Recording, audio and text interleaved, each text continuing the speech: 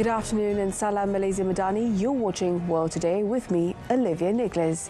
Before we begin our bulletin, here's a quick look at today's top stories. Donald Trump has directed every federal agency to immediately cease work with AI lab Anthropic. There would be a 6-month phase-out for the Defense Department and other agencies that use the company's products. Trump vowed further action if Anthropic did not cooperate. Failure to comply will result in Trump using what he called the full power of presidency. Macron slammed the EU for what he called bad manners in provisionally applying the Mercosur trade deal.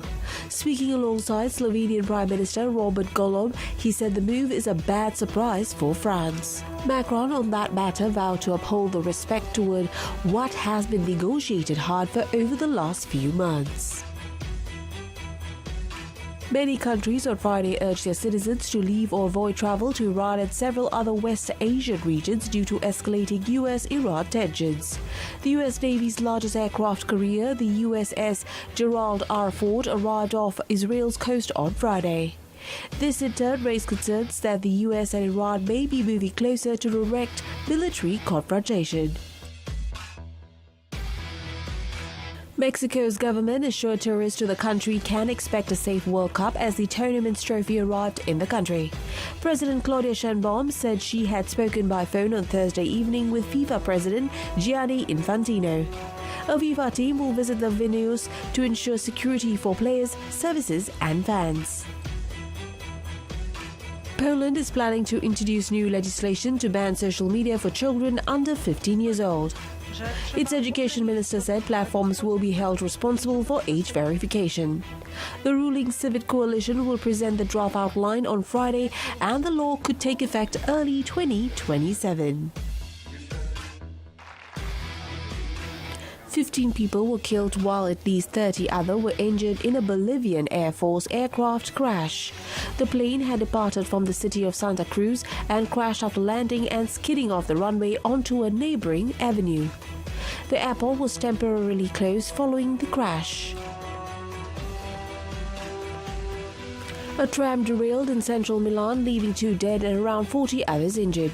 The tram came off the tracks in Vittorio Veneto Street before crashing into the window of a shop. Milan's mayor said there is a possibility that the tram driver suffered a sudden illness. However, further investigations will be carried out to probe into the matter. Real Madrid and Manchester City will meet in the UEFA Champions League round of 16 for the 5th consecutive season. British clubs Arsenal and Chelsea also express excitement with their opponent draws.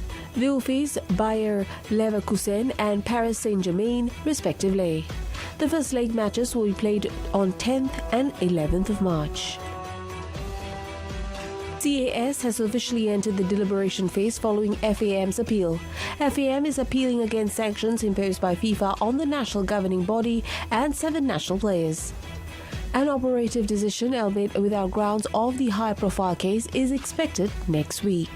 As of today, the tribunal has yet to publish any decision. Daniil Medvedev defeated Felix Auger-Aliassime to reach the Dubai Tennis Championship, where he will face Talon Griekspoor. The third seed has been in fantastic form in Dubai, dispatching 3 past opponents in straight sets. Griekspoor, on the other hand, is on a giant-slaying run, last beating Rublev in his side of the semi-final. And that was today's top news in a quick snapshot. Up next, the complete World Today Bulletin, bringing you the quintessential details. 76 minit tanpa henti. 76 minutes non-stop.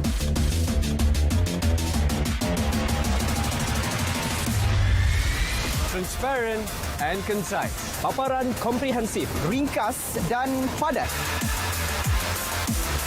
Saksikan Kanta 744 7.44 malam. Berita perdana 8 malam. Malaysia Tonight, 8:30 p.m.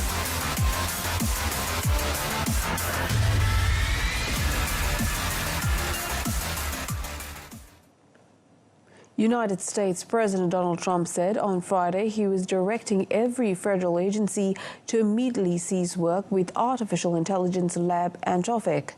He added there would be a 6-month phase-out for the Defense Department and other agencies that use the company's products. Trump's directive came during a weeks-long feud between the Pentagon and the San Francisco-based startup over concerns about how the military could use AI at war. Anthropic has a $200 million contract with the Pentagon. Trump's decision stopped short of threats issued by the Pentagon, including that it could invoke the Defense Production Act to require Anthropic's compliance. The Pentagon had also said it considered making Anthropic a supply chain risk, a designation that previously targeted businesses tied to foreign adversaries. Trump vowed further action if Anthropic did not cooperate with the phase-out. Trump warned he would use the full power of the presidency to make them comply with major civil and criminal consequences to follow if Anthropic did not help in the phase-out period. France's Foreign Minister Jean-Noël Barrot said on Friday that Paris had no evidence that Russia was behind an unidentified drone utilized near the Charles de Gaulle aircraft carrier docked in Sweden. However, Barrot has said if that were found to be the case, it would be a ridiculous provocation. The Swedish military on Wednesday took down a drone of unknown origin detected more than 10 kilometers from the carrier. Although the aircraft carrier's radar systems had not seen it, a Swedish Navy vessel spotted the drone during a patrol and activated an electronic jamming system to disrupt its navigation and sever the link with its operator. The carrier group is currently on a mission in the region and docked this week in the wee city of Malmö. Barrot added the security of the ship was not threatened. Swedish Prime Minister Ulf Kristersson said everything suggests that Russia had violated the country's airspace with drones, but that analysis was ongoing to find out what had happened. President Emmanuel Macron on Wednesday denounced the European Commission's bad manners following the decision to provisionally apply the Mercosur trade deal. He described the move as a bad surprise for France. EU Chief Ursula von der Leyen said earlier Friday that the European Union will implement the mammoth trade deal with the South American Mercosur bloc while waiting for a top court's ruling on its legality. The EU normally waits for approval for its free trade agreements by EU governments and the European Parliament. But EU lawmakers, led by French deputies, voted last month to challenge the agreement in the bloc's top court, potentially delaying its full implementation by 2 years. In a vote on 21st of January, EU countries supported the agreement, while Austria, France, Hungary, Ireland and Poland voted against. The Belgium abstained. Speaking alongside Slovenia's Prime Minister Robert Golob, Macron said he would make sure that what has been negotiated hard for over the last few months is respected. Italy's foreign ministry on Friday urged its citizens to leave Iran and advised extreme caution across the West Asian, citing persistently unstable security conditions. It advised Italian nationals in Israel to exercise maximum caution and remain vigilant. Several governments have issued similar warnings in recent days. Britain said on Friday it had temporarily withdrawn its staff from Iran and closed its embassy amid rising regional tensions. It also said it has temporarily relocated some diplomatic staff and the dependents from Tel Aviv to another location within Israel as a precaution due to rising regional tensions. France on Friday reiterated its advice to nationals not to travel to Israel, Jerusalem and the West Bank because of the security situation in Iran. The United States has built up a large military presence across West Asia ahead of a possible strike on Iran as talks between the two countries over Tehran's nuclear ambitions continue with no sign of a breakthrough.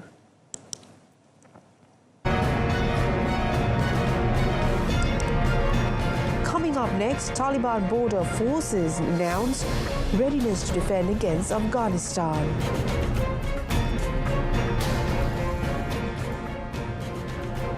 Taliban border forces in Khost on Friday described fierce clashes with Pakistani troops following airstrikes on major Afghan cities, including Kabul and Kandahar, in the most serious confrontation between the former allies turned foes. Abdul Jalal, a military official of the Taliban border police, said the enemy has suffered heavy damage while claiming that losses on their side, if any, are minimal. دښمن ته درانه ځانونه اوښتي دي مجاهدینو خواته مخ طرف ته هیڅ ځان هم ان شاء الله کوم بیخي کم به وي او ولس ټول ته ډاډ ورکوي ان شاء الله چې موږ د هیواد او دین د ساتنې لپاره شپه ورځ آماده وي ان شاء الله او د تیارسۍ په حال کې یو که هر خدمت وي چې د دین خراباندې کیږي ان شاء الله دین ته مو ګټه رسیږي موږ د دین او د خاورې د مسلمانانو خدمت کوو. Pakistani officials said these strikes targeted Taliban military posts in response to Afghan drone attacks, reporting 12 soldiers killed. Afghanistan said 13 Taliban fighters were killed, while both sides gave differing casualty figures for the opposing forces. The clashes have raised fears of a wider conflict along the 2,600-kilometre long border. Mexico's government on Friday said tourists to the country can expect a safe World Cup as the tournament's trophy arrived in the country. The FIFA World Cup trophy arrived in Mexico on Friday, kicking off a 26-day tour across 10 cities. The trophy landed at the Felipe Ángeles International Airport in the central state, where Mexico's Foreign Minister Juan Ramón de la Fuente joined Coca-Cola Mexico President Luis Balat for an unveiling ceremony. At a press conference in Mazatlan, President Claudia Sheinbaum said she had spoken by phone on Thursday evening with FIFA President Gianni Infantino, who assured her the World Cup would go ahead in Mexico. She said they agreed that a FIFA team would still visit to review various issues, including security and traffic management in the three host cities to ensure mobility for fans attending stadiums and other venues. Mexico is set to host 13 of the tournament's 104 matches, including 4 in Guadalajara. It is also scheduled to stage preliminary warm-up games ahead of the World Cup's opening on the 11th of June. Poland's Education Minister Barbara Nowacka said on Friday that the country plans to introduce new legislation to ban social media for children under 15 years of age and will hold platforms responsible for age verification. The ruling Civic Coalition will present the draft outline on Friday, with fines planned for platforms that remain accessible to younger users. Nowacka adding that the law could take effect by early 2027.